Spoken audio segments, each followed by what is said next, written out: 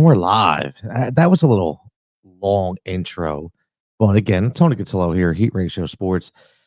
And over the next month or so, I'm going to try to do some very different things. Things that, that I never had the opportunity to do that I want to do. I grew up, uh, listen, I'm 46 years old, grew up a long time ago. And I used to love watching the Saturday night sports train, the Sunday sports train, those late night 11:45, midnight kind of shows. And I used to love them because, you know, it reviewed everything and it gave you a different viewpoint based on different personalities. And that's what I'm trying to do right here because, I watched today and today was such an unbelievable sports day.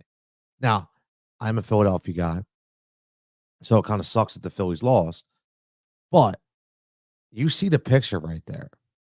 You saw some tremendous talent by such a young and upcoming player that is a physical specimen that I honestly don't think that we'll ever see. O'Neal Cruz at 6'7", again, was an unbelievable talent, or is an unbelievable talent. But what he was able to put on display, just number one, a guy hits rockets. Everything he does just seems to find air that gravitates to a point of no return. And to see what he does on the field, not just the plate, even more so, makes you start to understand how talented this guy is. So I want to talk about O'Neal Cruz tonight. I want to talk about his counterpart, Aroldis Chapman. Listen, the Pittsburgh Pirates, for what you want to say, they're not the Pirates of old. They've won 6 in a row. This is a really good team, starting to hit their stride. Luis Ortiz, I mean, this guy, it was a 1.37 ERA over his last 6 or 7 starts. Been unbelievable. Again, the Pirates again win 6 straight. You have Mr. Brian Reynolds, 19 straight games with a hit, the most in Major League Baseball right now. The guy just cannot be stopped. And it's a lot of people gave Derek Shelton a lot of heat for several different reasons. Again, make sure you're following Heat Ratio Sports. Whether you're listening to this on replay, or you're listening to this live, doesn't really matter. We're having some fun here. This is a live audio stream. That's what I wanted. This is a live audio stream. It's all about comments and engagement. Okay. This is what this is. It's a live audio stream.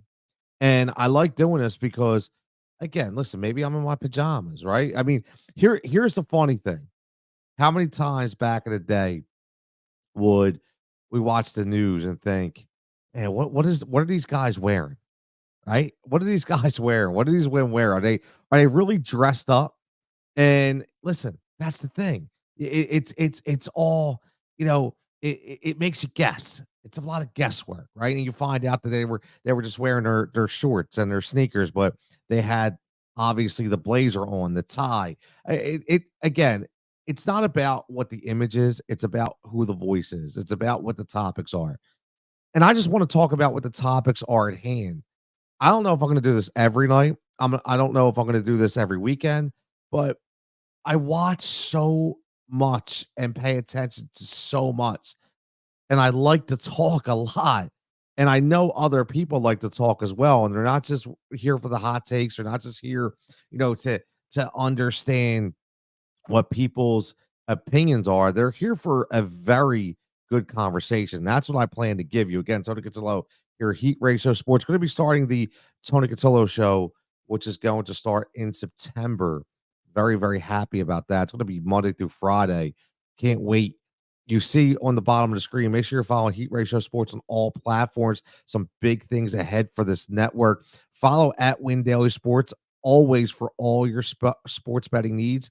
Again, in the description, you let me know. I will give you a code to get you a fantastic discount. And again, follow Fighting for Overtime, the podcast which addresses anxiety and achievements in youth sports anywhere where you get your podcasts. It's on obviously IG and TikTok as well. Just another passion project of mine to basically let everybody know, what's really going on in the youth sports world, good and bad, and personal experiences that have touched me as well. So make sure you're following that. To get back to the Pirates, a lot of people gave a lot of heat to Derek Shelton. I don't think they gave him, the opportunity to really take a team that was, mired in loss, right? Mired in a culture that, let's be honest, I mean, goes back for how many years? How many years does that go back to where they were just a losing team, right? They were just a losing team. And what Derek Shelton's been able to do in Pittsburgh, I think, has been phenomenal. And I think a lot of people are overlooking that. So I really want to break that down because listen, these boys, these are for real. The Pirates are for real. That's what's great about it. And I like seeing it because I'm a baseball fan. So when you're a baseball fan, you tend to see things from a different perspective, and that's one thing that I really really like. I do like that the Pirates are back and reborn. Then we have Evan Mobley. The Cleveland Cavaliers signed the massive rookie extension, $224 million. I will say this: I've watched Evan Mobley play, and if you look at him from his absolute rookie year to where he's at now, just the poise that he plays with, the amount of muscle that he's been able to build, the game has really, really been rectified from raw to listen, nothing's ever going to be a polished presence, but Evan Mobley can do a lot. And I think the Cleveland Cavaliers are really doing the right thing here. Obviously, you can't let a guy like Evan Mobley go, but a lot of people were very interested to see how they would go. Would Donovan Mitchell be back? Would they continue to grow this team? And I like what they're doing. And I'm an Evan Mobley fan. As a big, as a very athletic big, I think he gives off a lot of promise. He really does. He gives off a lot of promise. And if you happen to listen, you are from Cleveland. I'd love you to check in and let me know what you think about this Evan Mobley signing. Now, just as an NBA fan, I can tell you right now that I'm absolutely ecstatic because I love to see young guys stay where they're at and sign an extension and continue to build, right? And I think that's important. I really do. I think that's important for the NBA. I think the NBA as a whole is changing more to where a lot of teams are keeping their own as much as they can. You've seen, listen, you saw it with the Boston Celtics with Jalen Brown and Jason Tatum. Obviously, you've seen it in Philadelphia with Joel Embiid and Tyrese Maxey. You see it a lot in Cleveland. Listen, in Cleveland, the Eastern Conference in the NBA. I'll say this and I'll continue to say it. It's strong, but guess what? It's up for grabs every single year, and I think that's what's great about it. It's what's great about what the NBA has turned into. And I look at teams that again are trying to find that magic, right? Teams like the Washington Wizards, who, when will they take that next leap? Right. But then you look at the teams in the East, like the New York Knicks. Again, we all know what the New York Knicks have done. And we all know that the New York Knicks are putting themselves on the map. They put themselves on the map behind their main guy in Jalen Brunson, who has just taking his game to the next level right in front of our eyes. Love to see Temple kid, or I mean Villanova kid. His dad was a Temple guy, Rick Bronson, but just watching him grow and take that ownership, and then let's not forget giving that massive hometown discount to the New York Knicks, giving up like $50 million just to not number one, he stays home, but he says, "Listen, I want to continue to be competitive. I want to continue to be great." And I think that's what is so important in the NBA right now because a lot of people are, it's all about the money. It's all about the money. Listen, I get it. I do. I understand it. It is a money game, right? It is a money game. It's a big global entity. It's a huge business.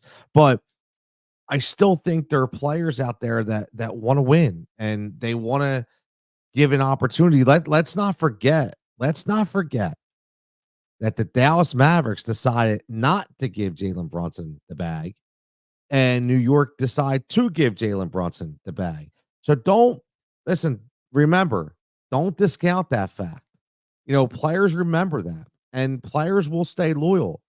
Players will stay loyal based on it. I'm telling you right now, they will stay loyal based on that 100%.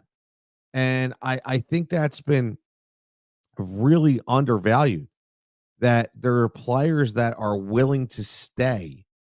Players that are willing to stay specifically because they feel an allegiance to the team that either rescued them from a bad situation or was willing to go all in. And speaking to go all in, if you did not watch the WNBA All Star game tonight, it was a thing of beauty. And I will say this, so many storylines within that game itself. And to see all the negativity that has been spewed in the WNBA since the beginning of the Caitlin Clark era, and everything between Angel Reese and Caitlin Clark, and should she make the Olympics, should she not make the Olympics, why is she on the team, people just tearing down veterans like Diana Taurasi who and Aja Wilson. I mean, these people that have actually built the game from the ground up. And yes, listen, Caitlin Clark has elevated the game, Angel Reese has elevated the game, but to see everything tonight just pan out on a different level, to how great this game and how great this league is going to continue to be and go next level. Just think about it. You had these WNBA All-Stars going up against the WNBA Olympic team facing, listen, this wasn't no joke. I hope people realize that. Like, this was no joke. These women, these players, the way they were playing like this was the game 7 of the NBA finals. Yeah, there was some, you know, some I don't want to say ridiculous. I mean that in a good way, but some crazy plays, obviously.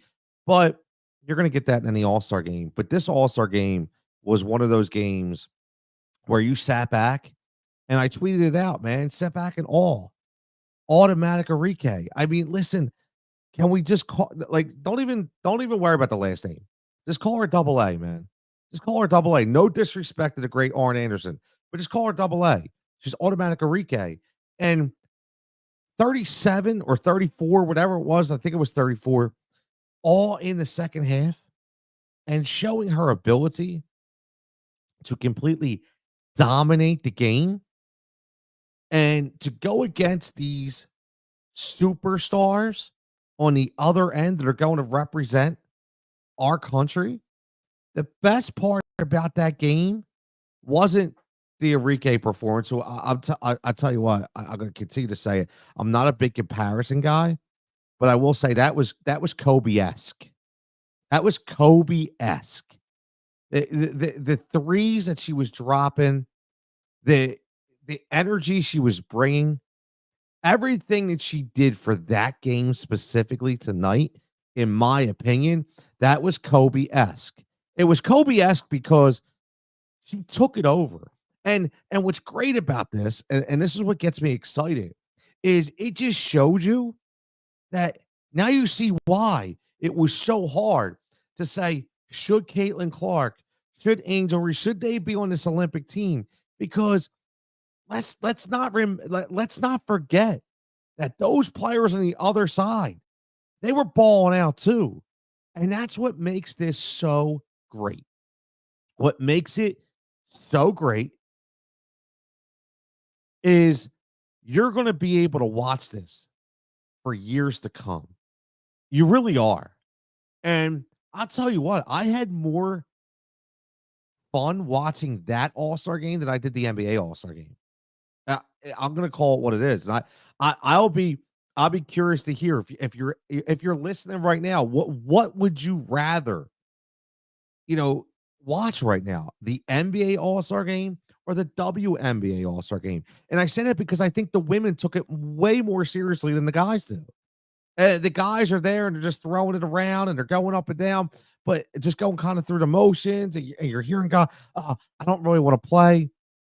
But you're watching these women, they're like, "Look, we're on the national stage, right? We're on a spotlight. We've been given this opportunity, and what are we gonna do? What we're gonna do is we're gonna take that opportunity and we're gonna run with it." And that's what they were able to do. Again, Tony Cutillo here, Heat Ratio Sports. This is Sports Saturday. Just listen again. This is a live audio stream, no video, live audio stream. If you're listening, make sure you subscribe to the channel. Make sure you're following Heat Racer Sports on all social formats. The morning show is coming.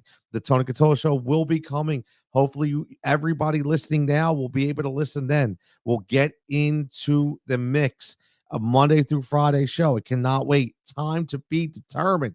Now, I want to say one other thing about the WNBA game. My man Tyler checking in. Tyler says NBA players do it for fun. WNBA players are taking advantage of their national platform to showcase how good the league is. 100%, Tyler. 100%. And make sure you follow my man Tyler Mraz too. Hopefully, I can't wait to get him part of this. I could just say he's part of the Heat Ratio Sports family already. And I can't wait to do things with Tyler. And I can't wait to see what Tyler can bring to the HRS family. But he's absolutely right.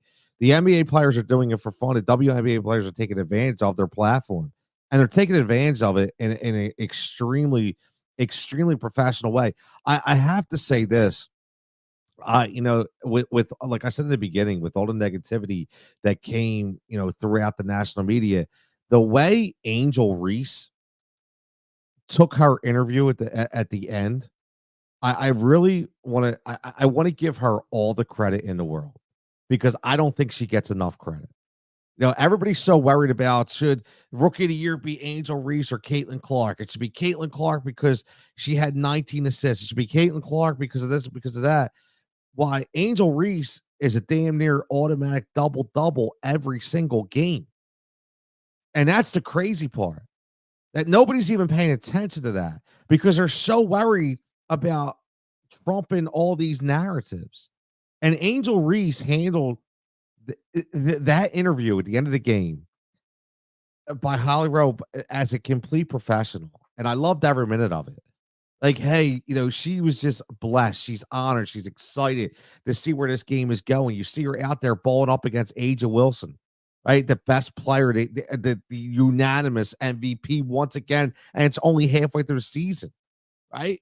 Only halfway through the season. By the way, you got her much deserved trademark shoe, which she should have gotten years ago. And again, I understand. Listen, I understand everybody's mad, and I understand, but we have to remember every league. I'm going to say this, and I would love any of your listeners out there. Again, I know it's Saturday night. Not everybody's up at 12:30 a.m., which is fine. I'm the crazy bastard that's going to sit here and just talk sports all the time because I absolutely love it.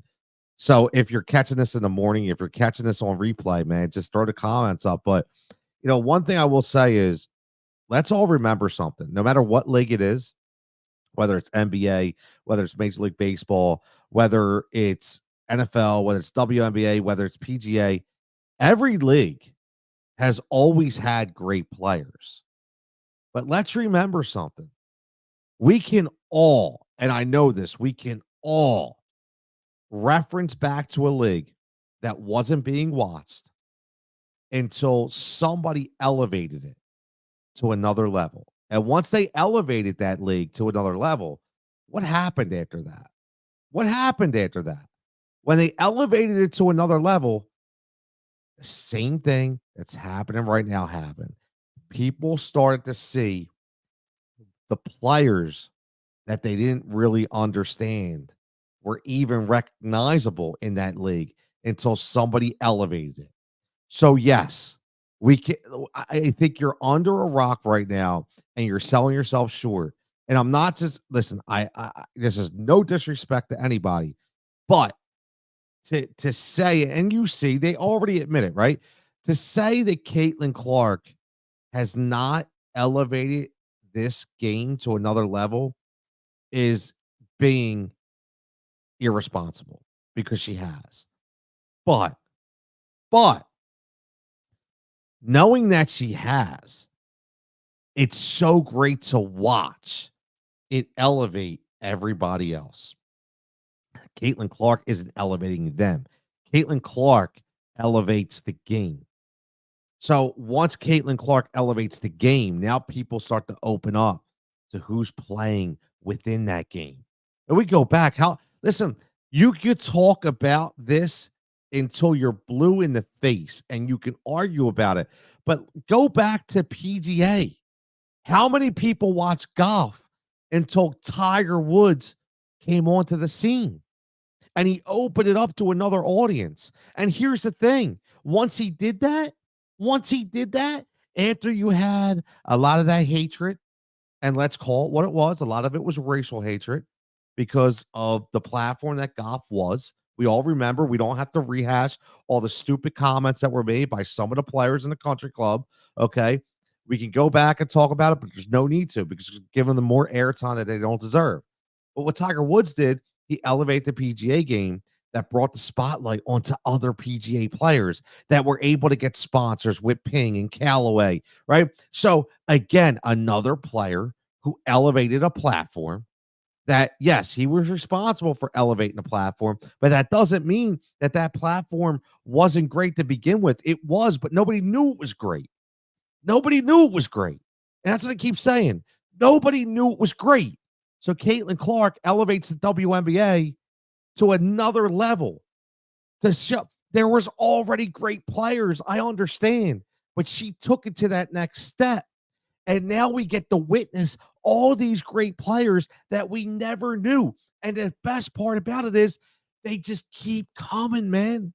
They keep coming. And that, I'll tell you what, I haven't been this excited in a long time to watch any kind of product. Right? I watch sports. I love them. It's my passion. I've been coaching. I've been playing. I've been watching for a number of years, 25, 30 plus years. Easily. Easily. I watched This Week in Baseball where I would love to watch guys like Cecil Fielder and Jesse Barfield hit the ball over the old Detroit stadium, over the roof, out of the stadium. You still love every minute of it. Right? That's what I used to love. And that's why I do this today. And that's why I wanted to take my passion and turn it into something bigger, which is why I started Heat Ratio Sports. So make sure you're following Heat Ratio Sports. Make sure you're following all social formats, whether it be Twitter, whether it be Facebook, whether it be YouTube, but specifically YouTube, because again, we're going to have live programming and contrary to public opinion or contrary to popular opinion, I'm telling you right now, I'm not here to say I'm trying to take anything over. I'm not here to say, oh no, I want an alternative, man. I want an alternative. I'm going to tell you what my challenge is going to be. Okay. For anybody listening out there, I want to tell you what my challenge is going to be. And I've set this challenge for myself. Okay. I've set this challenge for myself. Nobody else gave it to me, but I set it for myself.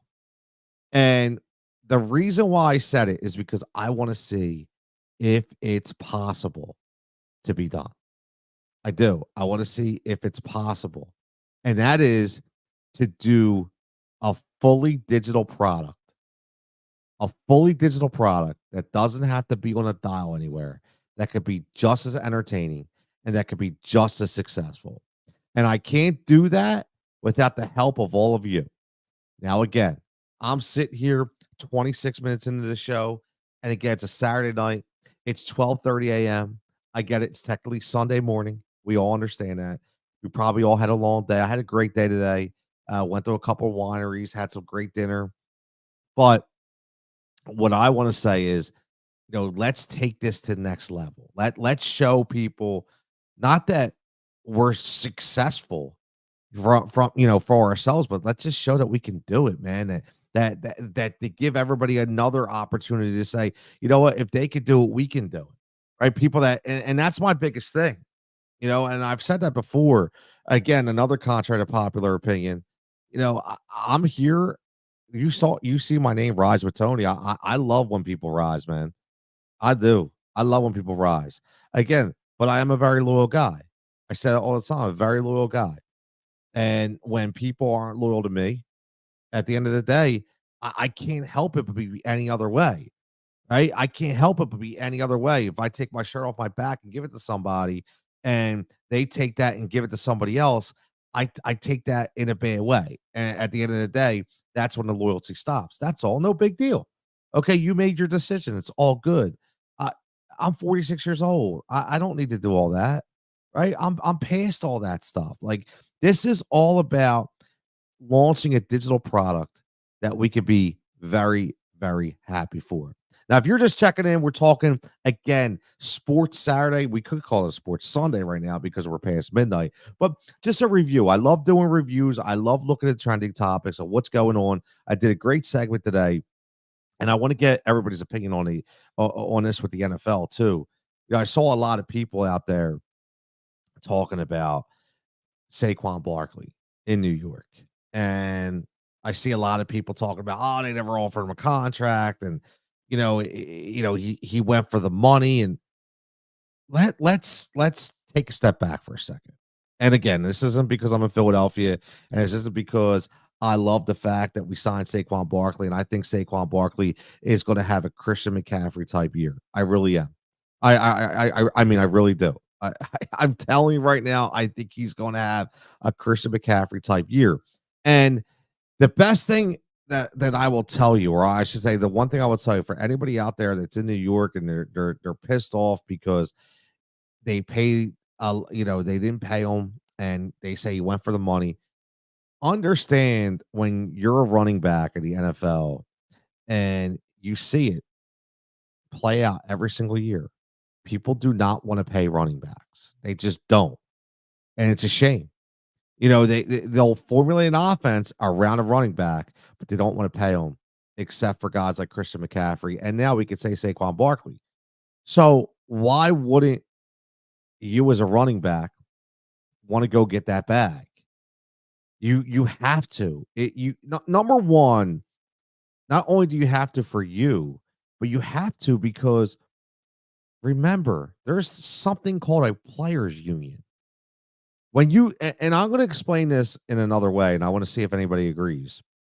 So, when you own a house and say you want to sell your house and you live in a great neighborhood and you want to sell your house because you want to expand and you want to upgrade, not for area, you want to upgrade to your home. Say you live a three bedroom home, you want to upgrade to a 5 bedroom home. You want a big family home, and you have a single family home already, you just want to get to another level.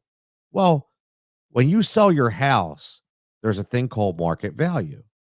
And you're selling your house at market value, hopefully above market value, because not just so you can get more money, it's that so your area and your neighbors are going to continue to get market value for their homes. But if you take less money, what happens to the market in your area? It dips because now the comps on your home are all selling for 450 and you just sold a house for 300. And not because it was a bargain, not because it was a fixer upper, it's because you just wanted to make a quick sale, but you just cost everybody 125 to $150,000. So guys like Saquon Barkley, who've been in the league for 4, 5, 6 years, they owe it to their brothers. They owe it to their union to go out into that market and to get everything that they can. It's very simple. It's very, very simple. And I applaud him for doing that. I applaud because something has to change. I'm a big advocate. I know people are going to say no way, but I'm a big advocate for paying the running back. You need to pay the running back, man. I'm so tired of hearing people say you can't pay a running back. I'm tired of it. I really am. I want to trump that narrative. And I get that they get hurt. I get that you can draft a guy in the second round. I get all that. I do.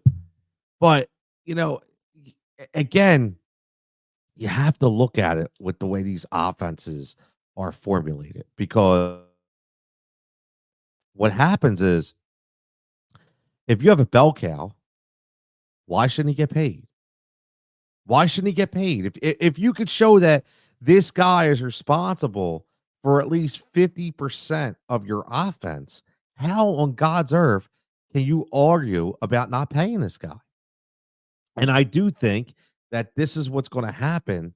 I do think it's going to start to shine because you saw Christian McCaffrey and he proved everybody, he proved all the doubters wrong, including myself. He proved all the doubters wrong, and all he did was elevate these running backs to another dimension. Now, you're always going to have guys like the Austin Ecklers who got a ton of money, who basically was a shell of himself. Right? We've seen that. We saw that kind of stuff play out. Ezekiel Elliott, another guy. But then you also have the other stories that I think kind of put those to bed with Christian McCaffrey. You're going to see it this year with Saquon Barkley, in my opinion. You're going to see these different circumstances that allow these players to go get the bag, and I think that they should. I'm going to write this right now. Should teams pay the running back? I just it has to change, man. I'm sorry. Like it has to change in my opinion. It really does. I mean, should teams pay the running back in NFL? And if you look at here's what I would like to do. I'm a big stat guy, and not just stats because of fantasy, because I obviously again make sure you're following at Win Daily Sports for all your sports betting and fantasy needs, because guess who is an analyst for fantasy football on Win Daily Sports? Oh, by the way, that would be myself. Because I like to carry multiple different titles and hats, right? But last year, I just want to go by usage, okay? I want to go by usage. So, attempts. Now, a lot of people say once you get to 300, right? 300 touches is where everything falls off.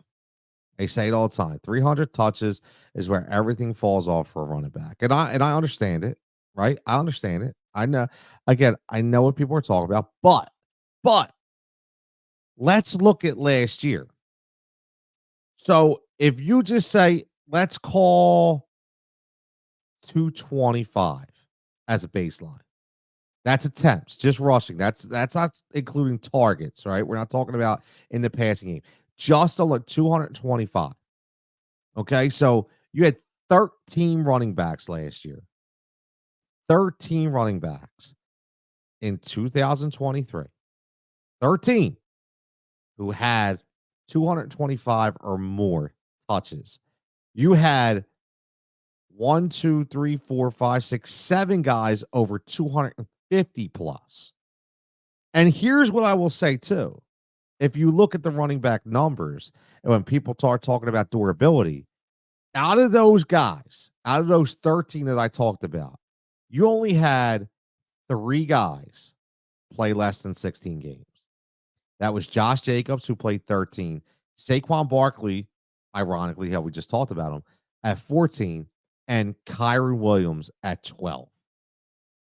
But you had Derrick Henry play 17, McCaffrey play 16, Rashad White 17, Travis Etienne 17, Joe Mixon 17, Najee Harris 17, Tony Pollard 17, Chuba Hubbard 17, James Cook 17, and DeAndre Swift at 16. So looking at that, how can you say you shouldn't pay a running back based on durability? It shows that they were durable, that they were durable. And it also shows that if you're getting 225 plus touches, and if you added some of these guys, their targets in the passing game, Christian McCaffrey 83, Rashad White 70, Travis Etienne 73, Mixon 64, Pollard 67, Saquon 60. If you add those numbers in, they're damn sure 50% of the offense, at least as the number one option. So again, I do think that this narrative is going to be trumped. I do think that eventually will change and they will start to pay the running back in the NFL. I really do. I think they will pay the running back in the NFL, and I think they should. I really do. I really, really think they should. Now, getting back to baseball, let's finish up on baseball because I do think that, when we talk about Major League Baseball right after the All Star break, a lot of teams, whether it's they continue on the streak that they have right before the end. I mean, listen, it's only a 4-day break. It's not the biggest break in the world, right? But then you also have teams that unfortunately maybe they hit a slide. You watch the Philadelphia Phillies, they lose 2 games, right? They lose 2 games and they've actually lost 3 in a row. And there's no panic. I don't think the team they still had the best record in baseball. Still the best team in baseball. But they ran into a Pirates team again that is very underrated. And I think the reason why that they're underrated, in my opinion, is because it's based on past pretense, right? Everybody's thinking about the Pirates of old. Everybody's thinking about the Pirates of old. This is not the Pirates of old. It's really not. Okay, the Pittsburgh Pirates. Again, I mentioned this earlier. Derek Shelton is one of the best managers in the game. He is. He's not a flashy guy. You don't hear a lot of his name out there. Players love to play for him. They love to play for him. And when you have some of the guys that they have, some of the personalities that they have, and when you're Derek Shelton, you're able again when you're able to take some of these young egos and get them all on the same page, it just shows you're doing a hell of a job. By the way, O'Neal Cruz, 112-mile-an-hour home run last night. That was his velo, his exit velo. 112 miles an hour. This kid is something special. He is. This kid is something special. And talking about special, how about Aroldis Chapman? Still getting it done. Hit 103 tonight. Hit 103 tonight. Still averaging 98 to 99 miles an hour per pitch. I, I don't understand how this guy I don't understand how this guy is not taken seriously enough. He's not mentioned enough. He's not taken seriously enough. He just continues to get I don't know if it's because that he constantly switches teams. Again, I think because at one time, remember, he was projected starter, then he goes to the bullpen and he bounces around, whether it be New York, whether it be Cincinnati, right? That now obviously he's in Pittsburgh.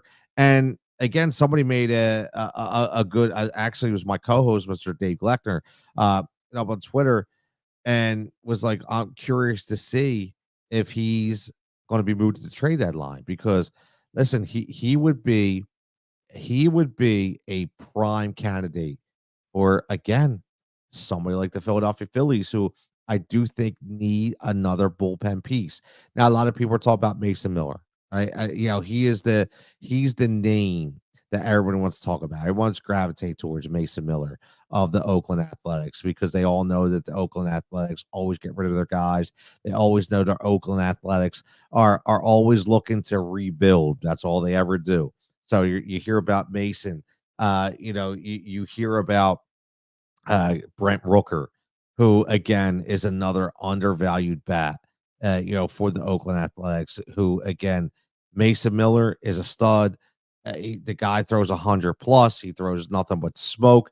And the difference between his smoke and Jose Alvarado's smoke, because a lot of people were like, "Oh, Alvarado throws that hard." He does, but what happens is eventually the league they get caught up.